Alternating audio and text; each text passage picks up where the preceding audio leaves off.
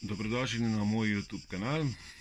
Moje ime je Nino Kolarovic, sem ustanovitelj in glavni urednik prvega slovenskega holističnega portala holist.eu. Verjetno je to javljanje najpomembnejše v tem letu, kajti nahajamo se pred sezono gripe, ki bo nastopila čez kak mesec ali 2-3. In ker smo soočeni še s pandemijo s COVID-19, pravijo strokovnjaki, da je to zelo nevarna situacija.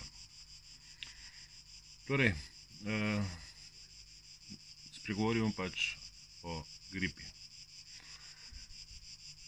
Obstajajo dve skupini ljudi na tem svetu. Prva je bistveno številčnejša kot druga, in sicer prvi so zagovorniki raznega cepljenja in potem so tu nasprotniki cepljenja. Te trdijo, da je cepljenje neučinkovito in celo škodljivo. Res je, da proizvajalci cepiv služijo velike denarje, kajti cepivo, ko se enkrat patentira, mu ta patent ne poteče. Poleg tega so si proizvajalci izborili tudi pravico, da jih nihče ne more tožiti za stranske posledice, eventualne stranske posledice teh cepiv. Torej so zaščiteni, kot bi rekli, kot kočevski medved.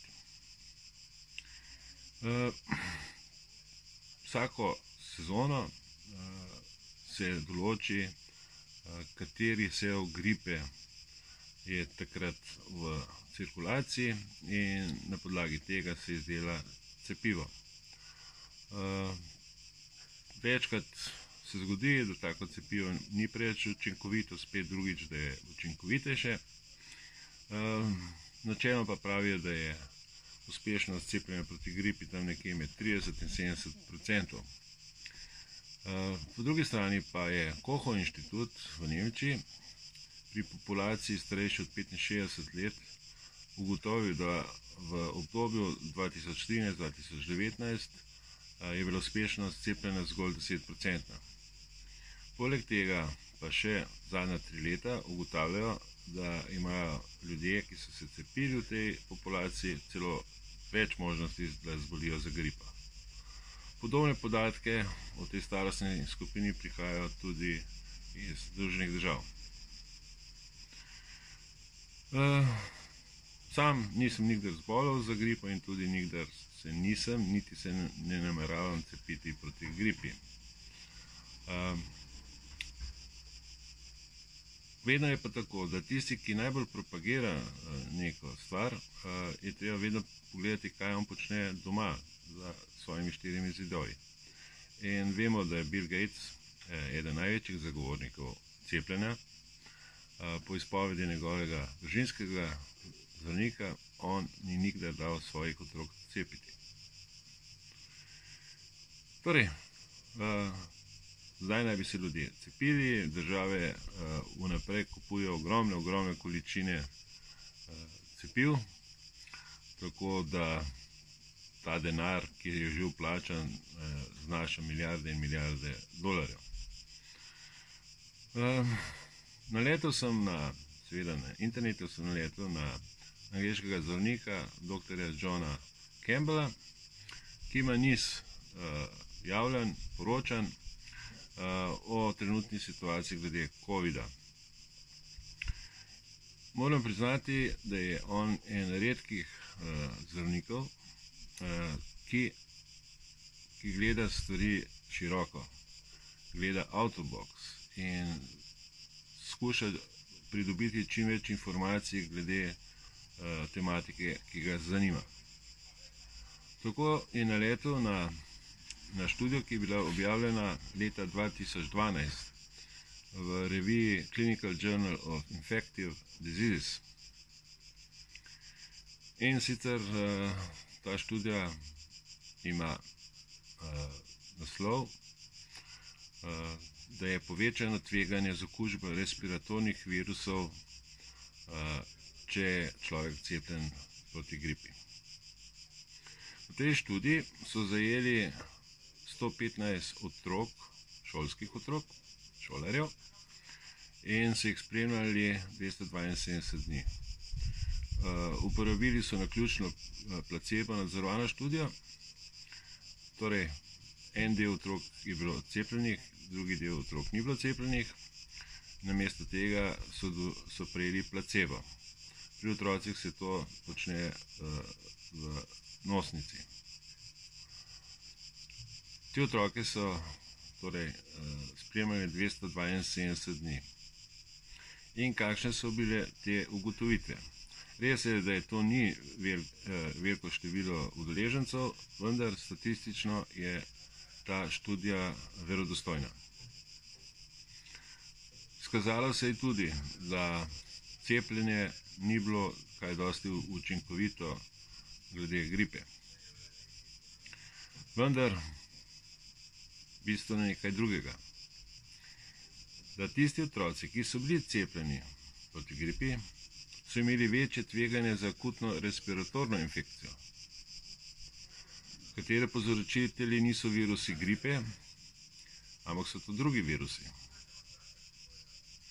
In na podlagi statističnih podatkov so ugotovili, da cepljeni otroci, da so imeli 4,4 krat več možnosti, da zbolijo za respiratornim sindromom.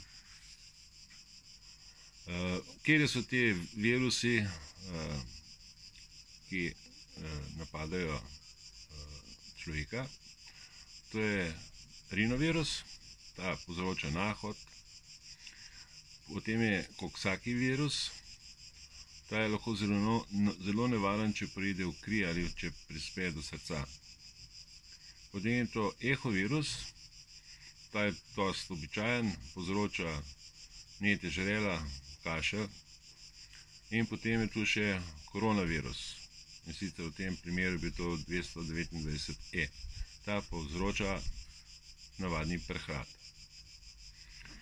Torej, ugotovitev te raziskave je, da lahko da ti cepljeni imajo boljšo imuniteto proti gripi, vendar dosti manjšo imuniteto za druge respiratorne viruse.